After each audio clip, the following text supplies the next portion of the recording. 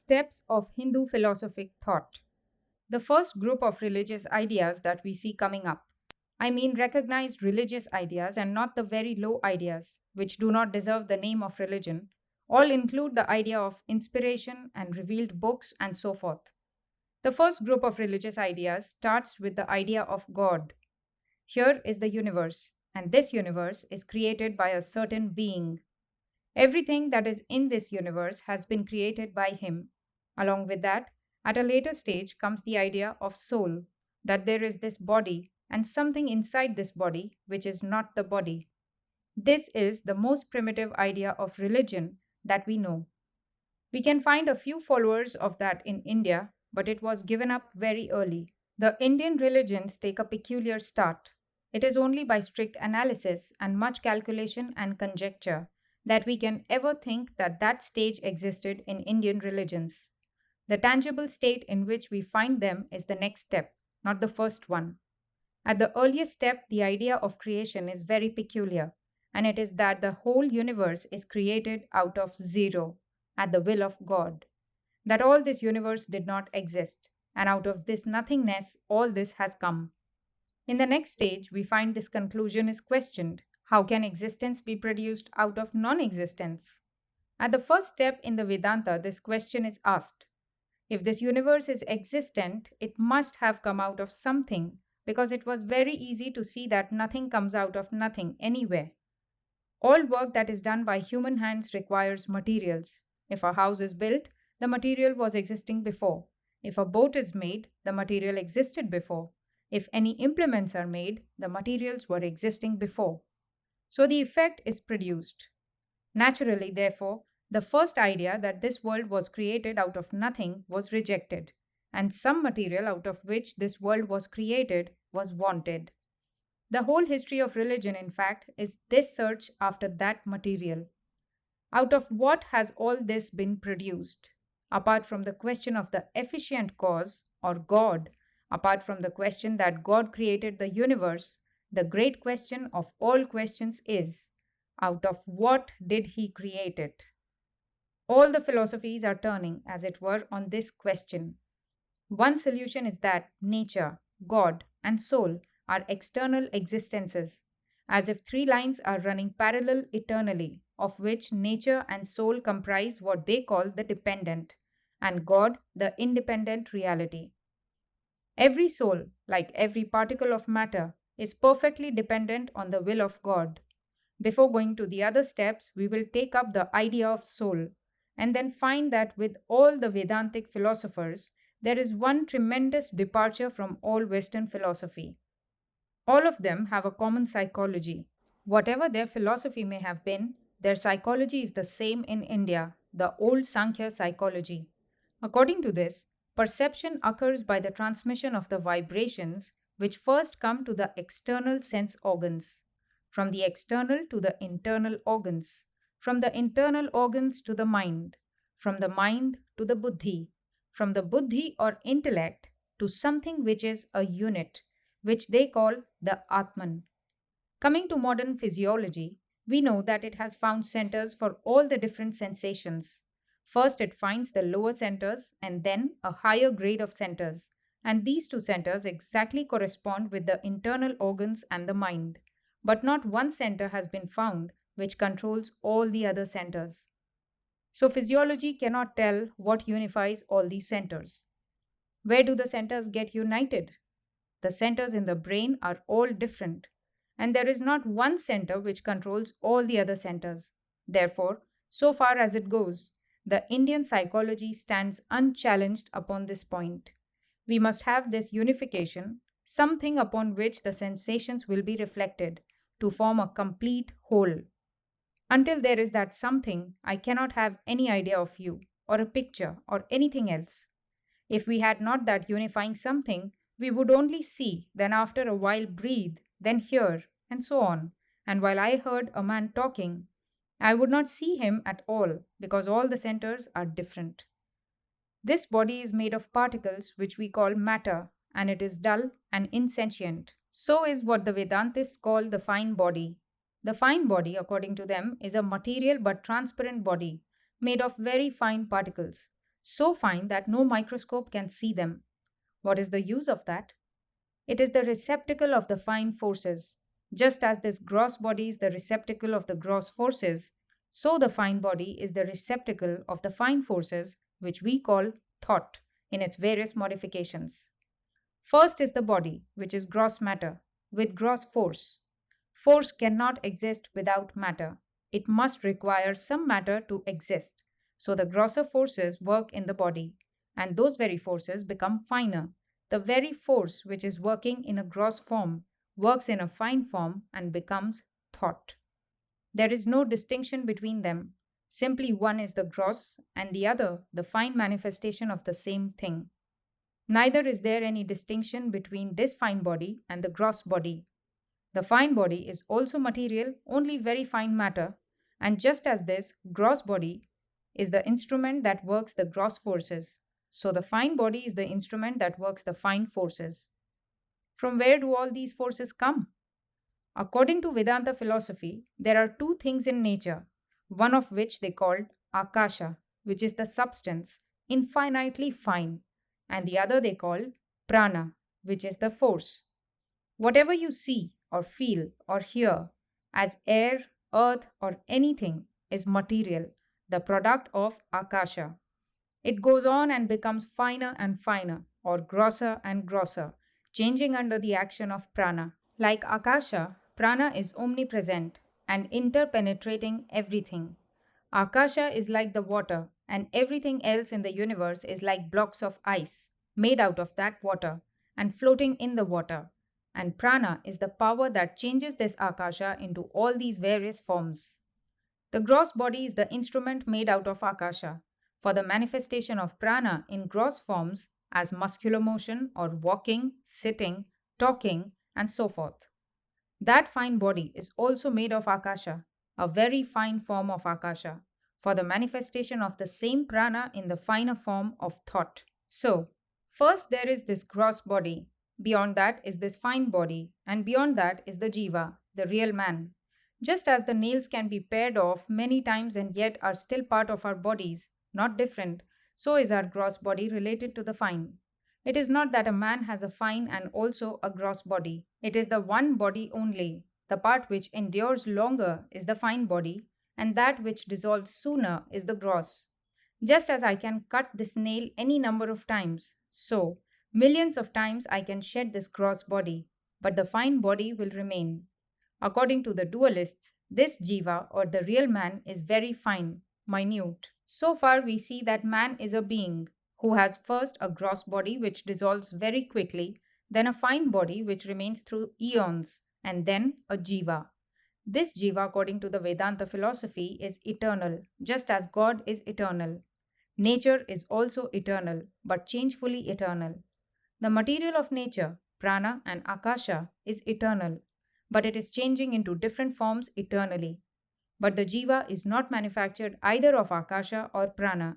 It is immaterial and therefore will remain forever.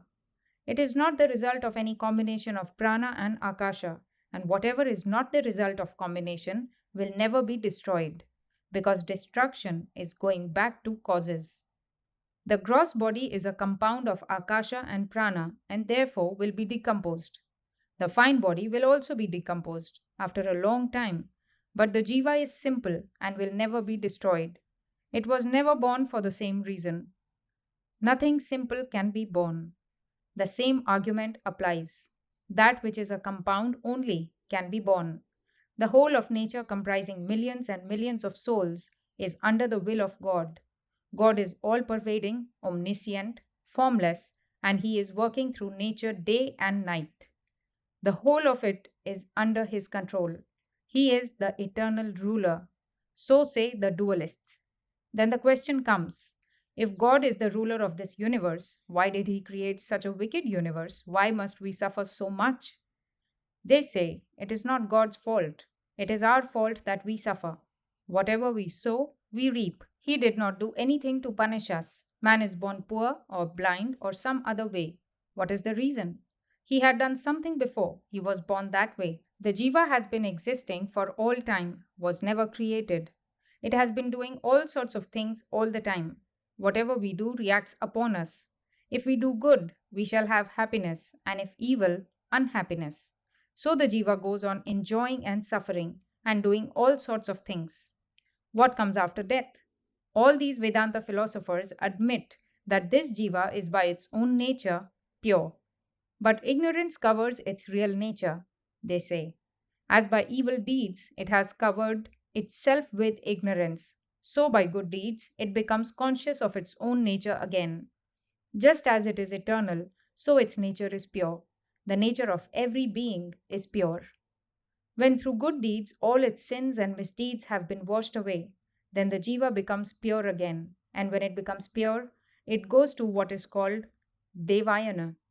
Its organ of speech enters the mind. You cannot think without words. Wherever there is thought, there must be words. As words enter the mind, so the mind is resolved into the prana, and the prana into the jiva. Then the jiva gets quickly out of the body and goes to the solar regions. This universe has sphere after sphere. This earth is the world sphere, in which are moons, suns, and stars. Beyond that, here is the solar sphere, and beyond that, another, which they call the lunar sphere.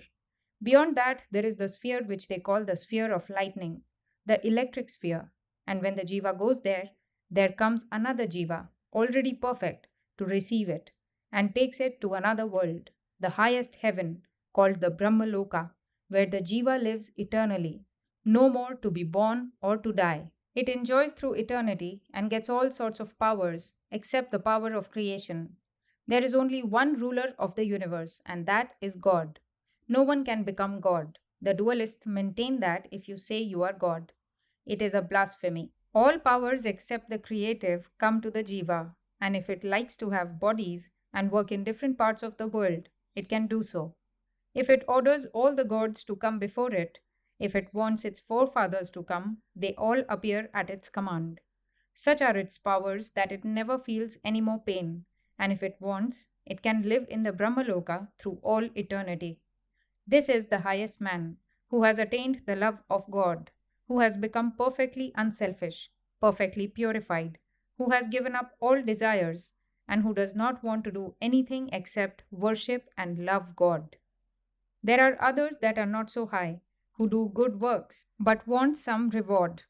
They say they will give so much to the poor, but want to go to heaven in return. When they die, what becomes of them? The speech enters the mind enters the prana enters the jiva, and the jiva gets out and goes to the lunar sphere, where it has a very good time for a long period. There it enjoys happiness, so long as the effect of its good deeds endures. When the same is exhausted, it descends and once again enters life on earth according to its desires. In the lunar sphere, the jiva becomes what we call a god, or what the Christians or Mohammedans call an angel. These gods are the names of certain positions. For instance, Indra, the king of the gods, is the name of a position. Thousands of men get to that position. When a virtuous man who has performed the highest of Vedic rites dies, he becomes a king of the gods. By that time, the old king has gone down again and become man. Just as kings change here, so the gods, the devas, also have to die. In heaven, they will all die. The only deathless place is Brahmaloka, where alone there is no birth and death.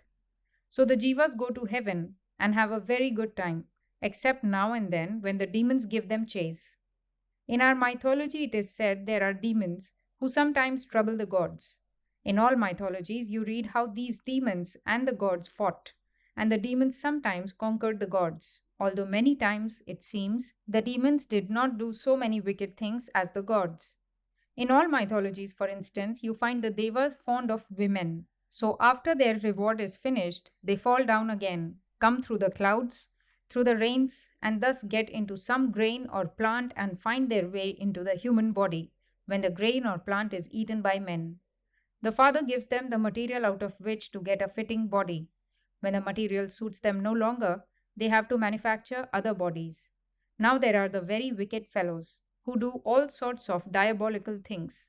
They are born again as animals, and if they are very bad, they are born as very low animals or become plants or stones. In the Deva form, they make no karma at all. Only man makes karma. Karma means work which will produce effect. When a man dies and becomes a deva, he has only a period of pleasure and during that time makes no fresh karma. It is simply a reward for his past good karma. When the good karma is worked out, then the remaining karma begins to take effect and he comes down to earth. He becomes man again, and if he does very good works and purifies himself, he goes to Brahmaloka and comes back no more. The animal is a state of sojourn for the jiva evolving from lower forms. In course of time, the animal becomes man. It is a significant fact that as the human population is increasing, the animal population is decreasing. The animal souls are all becoming men. So many species of animals have become men already. Where else have they gone? In the Vedas, there is no mention of hell, but our Puranas, the later books of our scriptures, thought that no religion could be complete unless hells were attached to it. So they invented all sorts of hells. In some of these, men are sawed in half and continually tortured but do not die.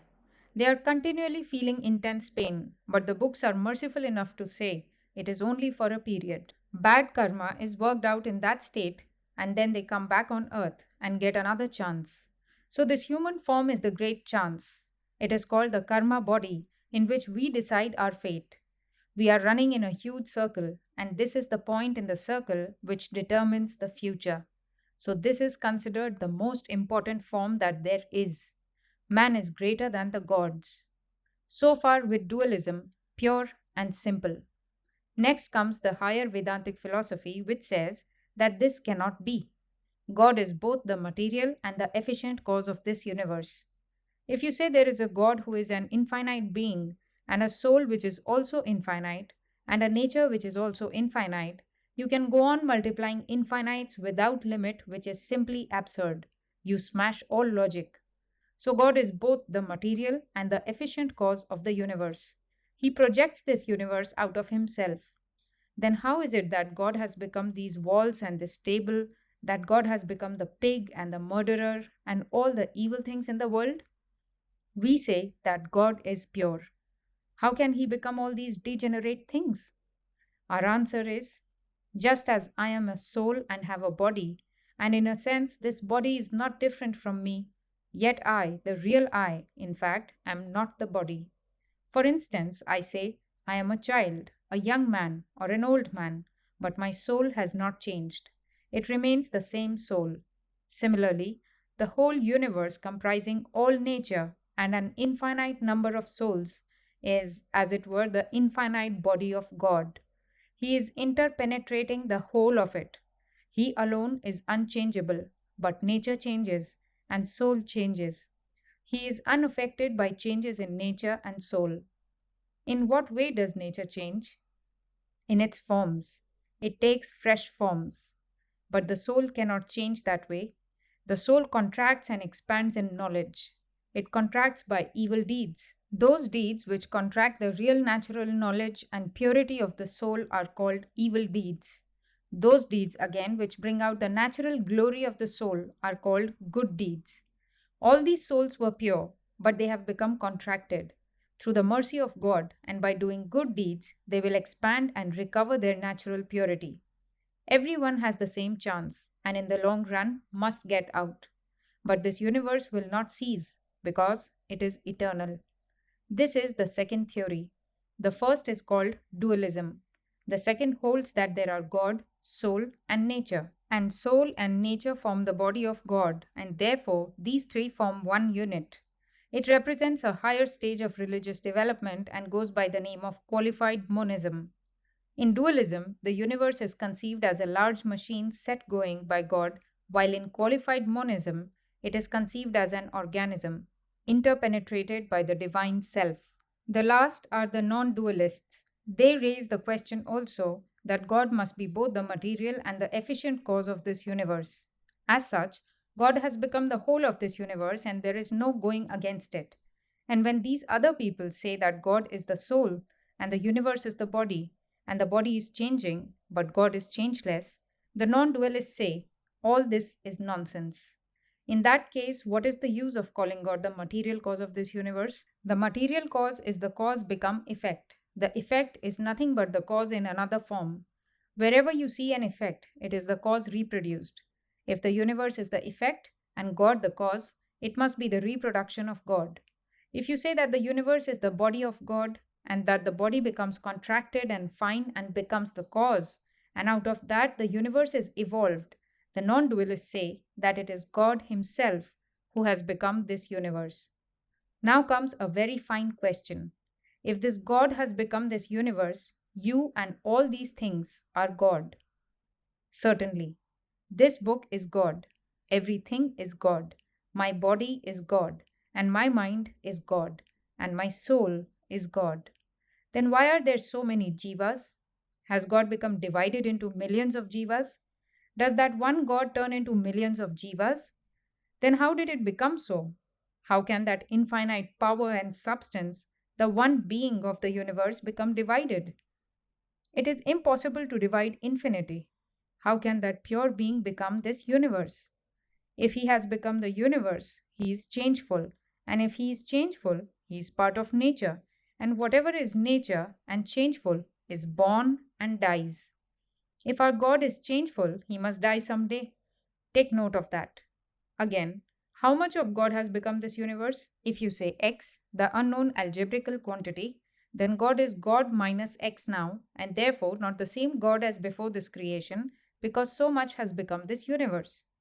So the non dualists say, this universe does not exist at all, it is all illusion. The whole of this universe, these devas, gods, angels, and all the other beings born and dying, all this infinite number of souls coming up and going down, are all dreams. There is no jiva at all.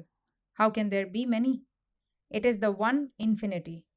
As the one sun reflected on various pieces of water appears to be many, and millions of globules of water reflect so many millions of suns, and in each globule will be a perfect image of the sun, yet there is only one sun. So are all these jivas but reflections in different minds. These different minds are like so many different globules reflecting this one being. God is being reflected in all these different jivas. But a dream cannot be without a reality, and that reality is that one infinite existence. You, as body, mind, or soul, are a dream, but what you really are is existence, knowledge, bliss. You are the God of this universe. You are creating the whole universe and drawing it in. Thus says the Advaitist. So, all these births and rebirths coming and going are the figments of Maya. You are infinite. Where can you go? The sun, the moon, and the whole universe are but drops in your transcendent nature. How can you be born or die? I never was born, never will be born. I never had father or mother, friends or foes, for I am existence, knowledge, bliss absolute. I am He, I am He. So, what is the goal according to this philosophy? That those who receive this knowledge are one with the universe. For them, all heavens and even Brahmaloka are destroyed. The whole dream vanishes, and they find themselves the eternal God of the universe. They attain their real individuality with its infinite knowledge and bliss and become free. Pleasures in little things cease. We are finding pleasure in this little body, in this little individuality. How much greater the pleasure when this whole universe is my body. If there is pleasure in one body, how much more when all bodies are mine? Then is freedom attained, and this is called Advaita, the non dualistic Vedanta philosophy. These are the three steps which Vedanta philosophy has taken, and we cannot go any further because we cannot go beyond unity. When a science reaches a unity, it cannot by any manner of means go any further. You cannot go beyond this idea of the absolute. All people cannot take up this Advaita philosophy. It is hard. First of all, it is very hard to understand it intellectually. It requires the sharpest of intellects, a bold understanding. Secondly, it does not suit the vast majority of people. So there are these three steps. Begin with the first one. Then, by thinking of that and understanding it, the second will open itself. Just as a race advances, so individuals have to advance. The steps which the human race has taken to reach to the highest pinnacles of religious thought, every individual will have to take. Only while the human race took millions of years to reach from one step to another, individuals may live the whole life of the human race in a much shorter duration. But each one of us will have to go through these steps. Those of you who are non dualists, look back to the period of your lives when you were strong dualists.